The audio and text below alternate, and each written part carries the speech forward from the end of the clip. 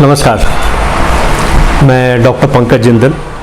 मेरी basic speciality orthopaedics है, लेकिन सुपर स्पेशलिटी हैंड सर्जरी है, हाथ की सर्जरी। तमाम बार मेरे से पूछा जाता है कि हैंड सर्जरी क्या होता है। ये बहुत बड़ा सब्जेक्ट है।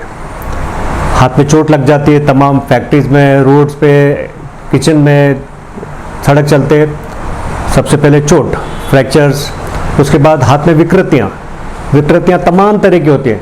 पैदाइशी कई बच्चे पैदा होते हैं जिनकी उंगलियां छोटी रहती हैं, बड़ी रहती हैं, मोटी रहती है, पतली रहती हैं, एब्सेंट रहती हैं, ज़्यादा रहती हैं, कम रहती हैं, चिपड़ी हुई रहती है, चिपकी हुई रहती है। तो विकृतियाँ, कई लोगों को चोट लगने के बाद हाथ में विकृतियाँ होती है, हाथ और डिफॉर्म्ड हो जाता है चोट लगने के कारण। तो उन विकृतियों को ठीक करते हैं जिससे कि हाथ काम करने लायक हो जाए। तीसरा ग्रुप आता है जिसमें हाथ में पैरालिसिस हो जाता है।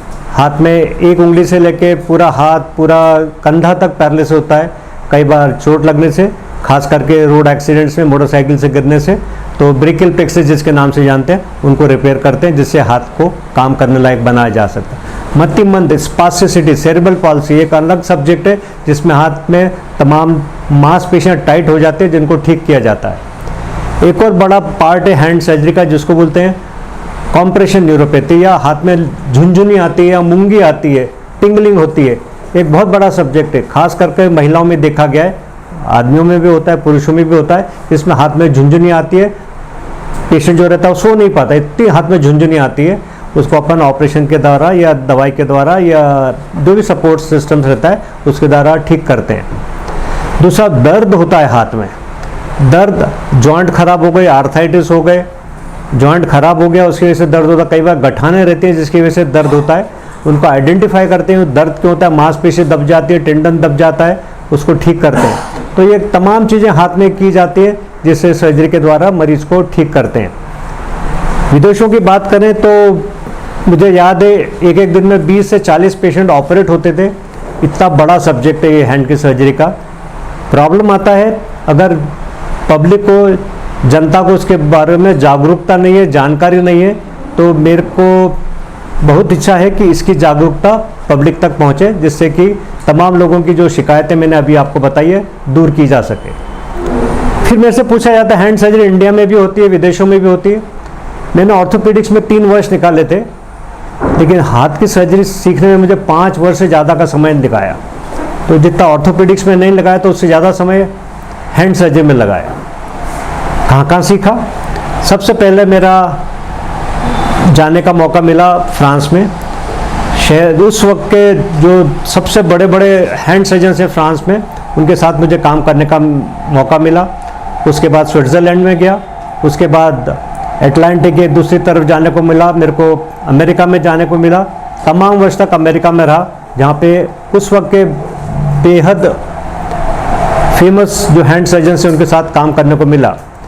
1991 में, 1991 में देश में आया, पूना में अपनी प्रैक्टिस स्थापित करी। तमाम पूछा जाता है मेरे से कि देश में प्रैक्टिस करना, विदेश में फ़र्क क्या है। जो प्रॉब्लम, एक लिमिटेशन आ रहा था वो था रिहैबिलिटेशन का। सर्जरी के बाद मरीज़ की जो देखभाल करने के लिए एक दिन देखा, 2 दिन देखा, 4 दिन बाद मैंने बोला ये वर्कशॉप मुझे ही बनाना पड़ेगा और मुझे ही चलाना पड़ेगा। तुरंत बाज़ार में गया, जो भी मशीनें लगती हैं वो सब तुरंत लेके आया। आपको सुन के आश्चर्य होगा, दिन भर सर्जरी करता हूँ, शाम को वर्कशॉप पे काम करके वो स्प्रिंट्स बनाता हूँ जिससे कि मरीज का रिहैबिलिटेशन कर सके। अब रिहैबिलिटेशन कोई सस्ता नहीं है, लेकिन आपको सुन के मुझे कम से कम बोलते हुए अच्छा लग रहा है कि रिहैबिलिटेशन का पार्ट जो मैंने टोटली फ्री कर दिया है। क्योंकि जो भी स्प्रिंट्स जो भी बनाता हूँ वो खुद बनाता हूँ, बहुत सस्ती बन जाती है, 1/100 हिस्से में बन जाती है और इतनी अच्छी बनती है, इतनी अच्छी बनती है कि कई जो विदेशी लोग यहाँ देखने आते हैं, अरे ये तो हमारे देश में भी अवेलेबल नहीं है। तो जो अपने देश में बनता है मेड इन भारत, तो मेक इन इंडिया वो चल रहा है अपने देश में और अपने शहर में, पूना में, और मेरे घर पे बहुत अच्छा वो बड़ा डिपार्टमेंट मैंने स्थापित कर लिया है। ये सब करने में मेहनत लगती है, लेकिन जो सबसे ज़्यादा ज़रूरी चीज़ है, ये चोटें जो लगती हैं वो गरीब लोगों को बहुत लगती हैं। तो पिछड़ा वर्ग जो है, गरीब लोग हैं, उनको भी प्रॉब्लम आता है। शहर का आदमी तो ढूंढ लेता है, लेकिन गांव वालों का क्या? पिछले 26-27 वर्षों से मैं विदेशों से जो ट्रेनिंग के बाद आने के बाद गांव में जाके जो गरीब लोग हैं, पिछड़ा वर्ग है, उनकी भी सेवा करता हूँ टोटली फ्री। फिर लोग पूछते हैं पैसा कहाँ से आता है। दान शूर लोग आ जाते हैं, रोटरी क्लब आ जाता है, जायंट्स इंटरनेशनल आ जाता है, पूना से पूना अग्रवाल क्लब मिल जाता है, पैसा आ जाता है। टोटल सर्जरी जो करीब 50 लाख से 1 करोड़ की होनी चाहिए वो मात्र 2-3 लाख में हम कर लेते हैं। ब्रांडेड दवाइयों के साथ हाईली क्वालिफाइड लोग मेरे साथ रहते हैं। शहर में अगर एनेस्थीसिया का एक डॉक्टर एक टेबल पर रहता तो मेरे साथ 2 एनेस्थीसिया के डॉक्टर रहते हैं, क्योंकि सेफ्टी बहुत ज़रूरी है हमारे लिए। सब ब्रांडेड दवाइयाँ रहती हैं, वो पिछले इतने सारे वर्षों से जा रहे हैं। एक मरीज को अगर 2 सर्जरी करने की ज़रूरत है तो पहली सर्जरी के बाद अगले साल वो ध्यान से रखता है कि इस तारीख को मेरे को इस जगह पे वापस आना है, क्योंकि मेरी पहली सर्जरी बहुत अच्छी हुई थी। तो ये हमारा सक्सेस का जो सर्टिफिकेट है वो मरीज ही हमको देते हैं, नहीं तो अगर कोई बिगड़ जाएगा तो दूसरी बार नहीं आने वाला।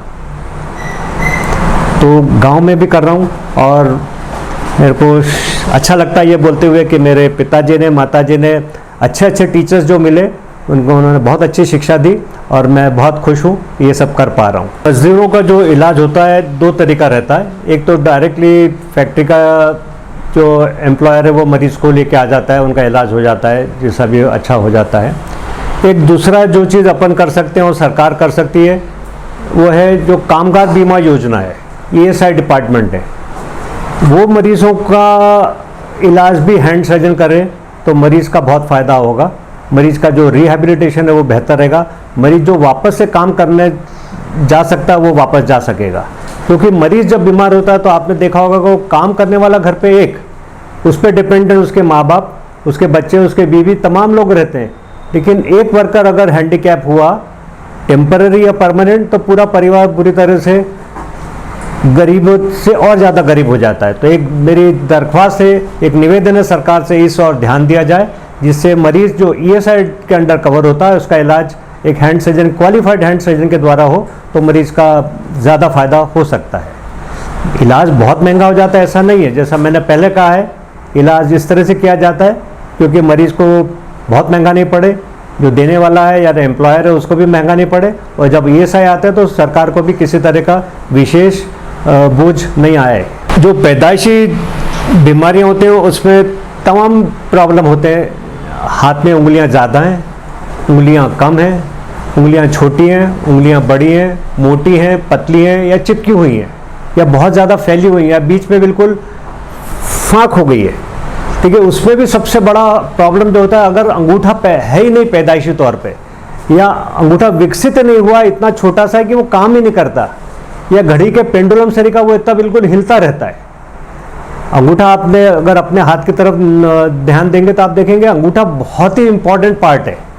तो उसको अंगूठे को वापस से नया बनाना या पूरी तरह विकसित नहीं तो उसको पूरी तरह विकसित करना या सर्जरी के द्वारा नया बनाना एक बहुत ही चैलेंजिंग ऑपरेशन है।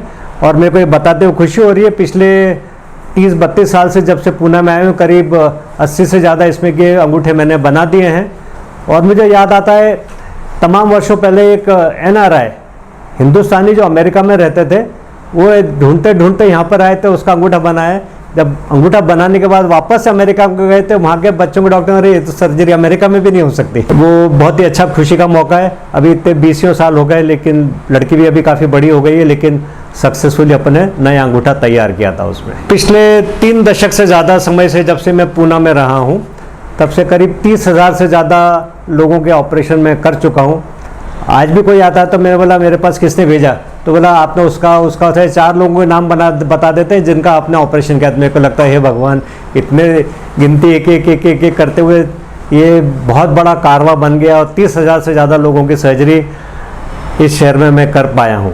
मैं फ़िलहाल अभी 2 जगह ऑपरेट कर रहा हूँ, तमाम हॉस्पिटल में मेरा अटैचमेंट है, लेकिन समय के अभाव में मैं तमाम जगह जाने की बजाय 1-2 जगह ही अपना सेवाएं देता हूँ। एक है रत्ना हॉस्पिटल सेनापति बापट रोड पे और दूसरा है संजीवन हॉस्पिटल करवे रोड पर।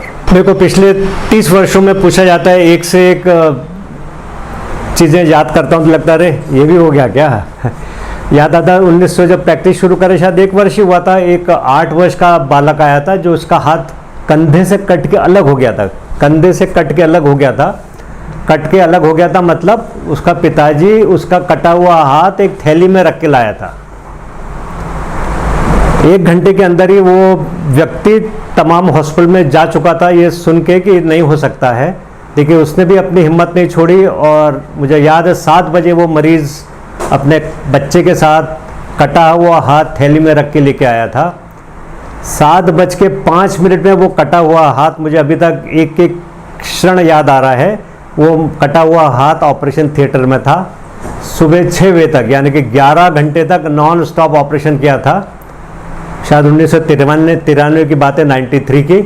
आज की तारीख में वो मोटरसाइकिल चलाता है, लिखता है और शर्ट पहन के रखता था। किसी को मालूम भी नहीं है कटा हुआ हाथ है। इतना अच्छा फंक्शन है, इतनी अच्छी मुट्ठी बांध लेता है, खोल लेता है, कलाई चला लेता है, ताकत आ गई है उसकी। ये एक। उसके बाद तो इसमें की तमाम कहानियाँ जुड़ चुकी हैं।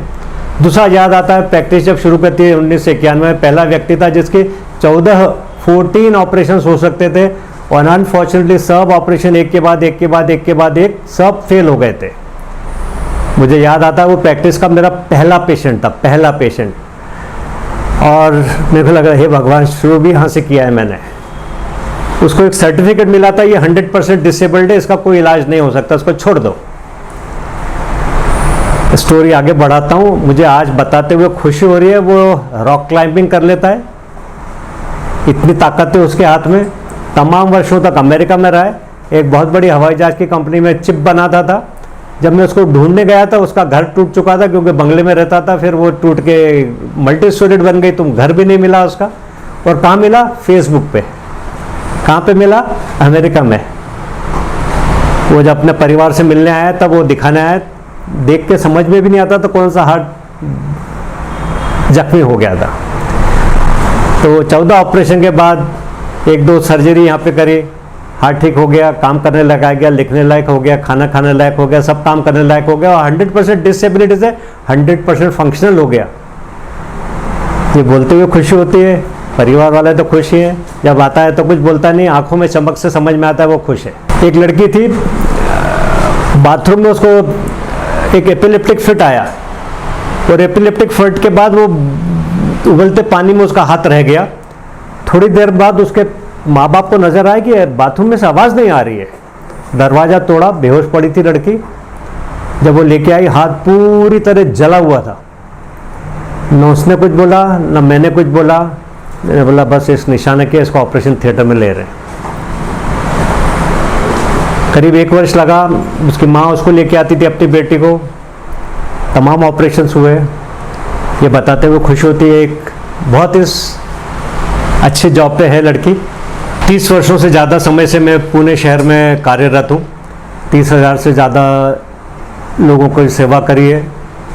उनका शुभकामनाएं मिली है, तमाम लोगों का आशीर्वाद मिले, बड़े लोगों का आशीर्वाद मिले, टीचर्स का आशीर्वाद मिला है।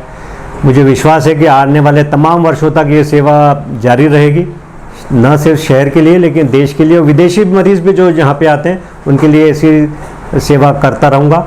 और गांव में जाके खास तरह से जो बहुत गरीब लोग हैं, जो ज़रूरतमंद हैं लोग, उनकी भी सेवा करने का मुझे मौका मिलता रहेगा, ऐसा विश्वास है।